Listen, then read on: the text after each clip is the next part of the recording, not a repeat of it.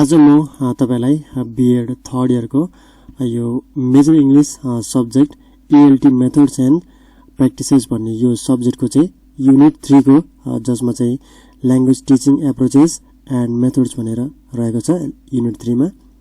यसको चाहिँ आज म तपाईलाई चाहिँ नोट शेयर गर्न गइरहेको छु। यहाँ तपाईहरु हेर्न सक्नुहुन्छ युनिट 3 मा चाहिँ language teaching approaches and methods भनेर रहेको छ र यसमा चाहिँ हामीले चाहिँ यो युनिट 3 मा चाहिँ यो 6 वटा कुराहरु चाहिँ हामीले चाहिँ पढ्नु पर्दछ। मैले अघिल्लो भिडियोमा तपाईलाई चाहिँ हिस्टोरिकल एप्रोचेस और मेथड्स को बारेमा चाहिँ शेयर गरे। मेन पोइन्टहरु जुन चाहिँ तपाईले चाहिँ याद गर्नुपर्ने पोइन्टहरु रहेको थिए भने युनिट मतलब यो अर्को सेकेन्ड पोइन्टमा चाहिँ अब म तपाईलाई चाहिँ कम्युनिकेटिभ एप्रोचेस को बारेमा चाहिँ शेयर गर्न गइरहेको छु। तपाईले चाहिँ यो कुरा चाहिँ याद गर्नु होला। युनिट 3 मा चाहिँ हामीले चाहिँ यो कुराहरु चाहिँ पढ्नु पर्दछ। युनिट 3 मा यो 6 वटा कुराहरु चाहिँ छ भनेर चाहिँ तपाईले चाहिँ याद गर्नुस् र मैले प्रत्येक यो मेन टपिकमा चाहिँ यसको सब टपिकहरु अथवा यो भित्र के पर्दछ त्यो पनि मैले तपाईलाई चाहिँ शेयर गरिसकेको छु। त्यो पनि तपाईले चाहिँ याद गर्नु होला। यहाँ तपाईहरु हेर्न सक्नुहुनेछ 2 नम्बरमा चाहिँ 2 नम्बरमा कम्युनिकेटिभ एप्रोचेस रहेको छ। यो 4 भने तापनि यो माथिबाट चाहिँ सुरु गरेको छु। यो 3 बाट चाहिँ यहाँ 3 4 भनेर सुरु गरेको छु। तर पनि यो कम्युनिकेटिभ एप्रोचेस को चाहिँ पोइन्टहरु हो। Basic features of CLT communicative language teaching. CLT is grounded on the theoretical perspective that language is learned for communication and that communicative competence is the goal of language teaching and learning. CLT aims to develop all the skills and aspects of target language without listening, the attention and listening or speaking. Meaning is paramount in CLT. Language learning is learning to communicate. Fluency is the primary goal. Accuracy is just not in abstract norms but in contextual standards. Authenticity in materials may promote target authentic मलाई कति ठाउँमा चाहिँ pronounce गर्न गाह्रो हुन्छ तर तपाईहरुले चाहिँ अलि राम्रोसँग प्रोनाउन्स गरेर यसलाई तपाईले चाहिँ नोट गर्नु होला। Authenticity in materials may promote target like proficiency in the learners wherever possible. Authentic language, that is language as it is used in a यहाँ चाहिँ रियल हो यो real context should be exposed to the learners. Drills, translation, lecture and other teacher-centered techniques can also use in a restricted situation where students may benefit from them. यो चाहिँ CLT को बारेमा चाहिँ रहेको छ बेसिक फीचर्स अफ CLT भनेर। अब यहाँ अर्को रहेको छ स्ट्रेन्थ्स और एडभान्टेजेस अफ CLT को। CLT incorporates all the aspects and skills of L2 communication in a balanced way. Nothing is ignored but meaning is emphasized. Since all skills and aspects of L2 are integrated in each lesson, L2 learning is more effective and successful. Since the major goal of learning is communicative competence, learners develop abilities in linguistic, pragmatic, strategic, and discourse areas. CLT is student-centered approach. Since students are involved in activities and interaction, they are more autonomous, motivated, and successful in learning. त्यसै गरी यहाँनिर अर्को रहेको छ weaknesses or disadvantages of CLT. Grammar, which is also known as skeletal of language, is not adequately emphasized by CLT. Particularly in the foreign context, this approach is not much effective since students rarely get opportunities for real social interaction in the foreign language. CLT emphasizes the use of authentic material and native teacher, both of which are not much effective and readily available in the foreign context. त्यसै गरी यहाँ अर्को topic रहेको छ basic features of cooperative language learning. When students are interacting in groups, they are required to use authentic and fairly fluent communication. यो communication हो है, तपाईले कम्युनिकेसन बनाउनुहोस्. Communication skills which prepare them for the actual communication skills they will need in real life. Learning becomes more interesting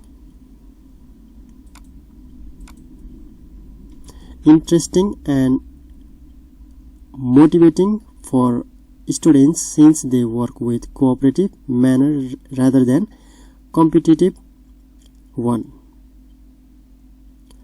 Learners can process the taught language features in social context, so learning becomes natural and effective.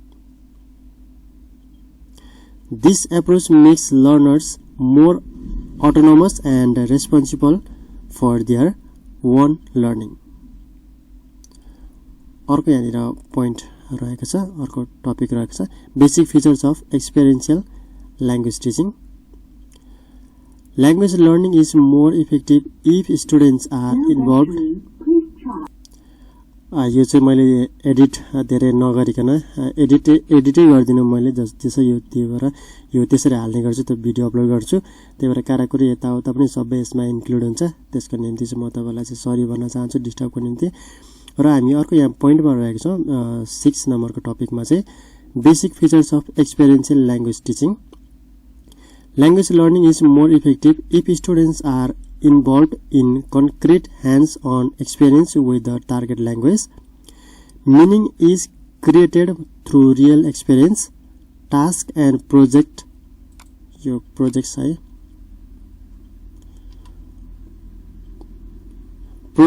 may involve them in such concrete and practical experiences with the target language. Students experience the actual use of language and express their experiences. This is how they acquire a new language. Learning takes place through the process of actions and reflections.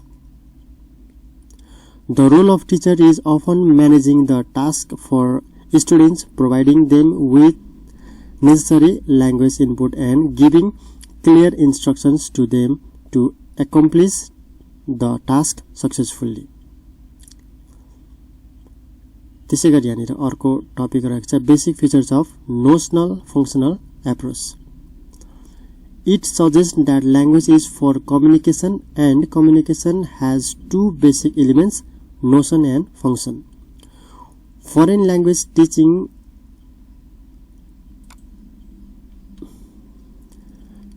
is effective when functions of the language are taught to the students along with notions. When functions and notions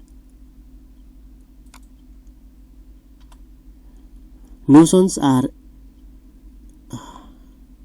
acquired by the students, the forms and grammar will be developed automatically by themselves.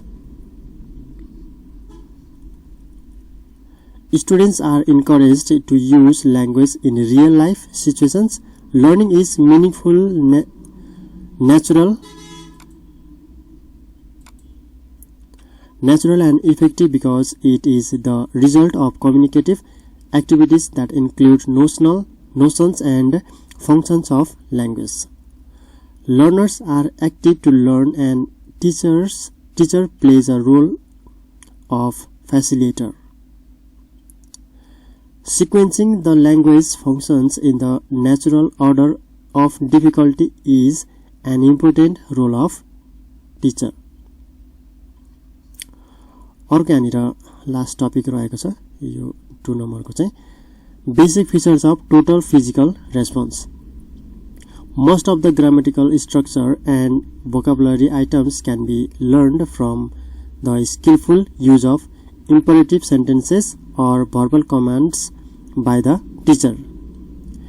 ELT communication and learning are the result of a successful coordination between speech and physical actions. The learners must attend the respond to the teacher's commands and actions. Physical actions and gestures helps the students to attend the lesson more effectively. The role of teacher is to use commands and actions effectively. Learning of a language begins from the activation of right brains and later it helps students to process language elements in the left brain.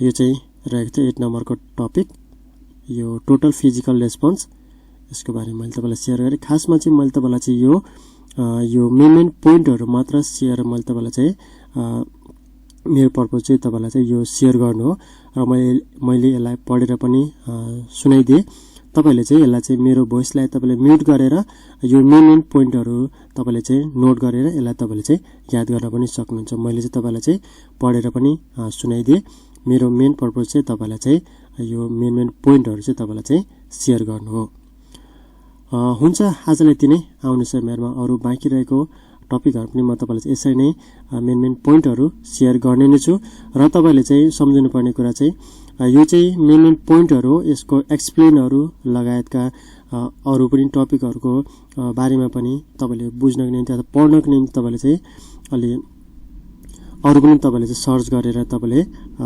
पढ्नु पर्ने हुन्छ मैले चाहिँ तपाईलाई चाहिँ यो टपिकमा जुन topic रहेको छ यो टपिकमा चाहिँ मेन पोइन्टहरु जुन तपाईले याद गर्नुपर्ने हो यो चाहिँ तपाईलाई चाहिँ शेयर गरे तपाईले यो चाहिँ एकदम अधुरो छ अधुरो भन्नाले चाहिँ अब तपाईले चाहिँ यो पढ्नको निम्ति चाहिँ जस्तै यो टपिकसँग सम्बन्धित मात्र यो थोरै पोइन्टहरु जुन तपाईले याद गर्नुपर्ने हुन्छ यो बाहेक तपाईले अझ बुझ्नको निम्ति बुकहरु कोर्स बुकहरुमा तपाईले चाहिँ पढ्न सक्नुहुन्छ त्यसरी चाहिँ तपाईले चाहिँ पढ्नु होला मैले त्यसरी तपाईलाई चाहिँ मेन पोइन्टहरु शेयर गरिरहेको छु हुन्छ आजलाई यति नै आउने समयमा अरु बाँकी रहेको टपिकहरुमा पनि म तपाईलाई यसरी नै शेयर गर्ने नै छु मेन नोटहरु मेन पोइन्टहरु तबसम्म चाहिँ तपाईले चाहिँ मेरो भिडियोलाई चाहिँ लाइक गरिदिनु होला शेयर गरिदिनु होला र मेरो च्यानललाई तपाईले सब्स्क्राइब गर्नुभएको छैन भने सब्स्क्राइब पनि गरिदिनु होला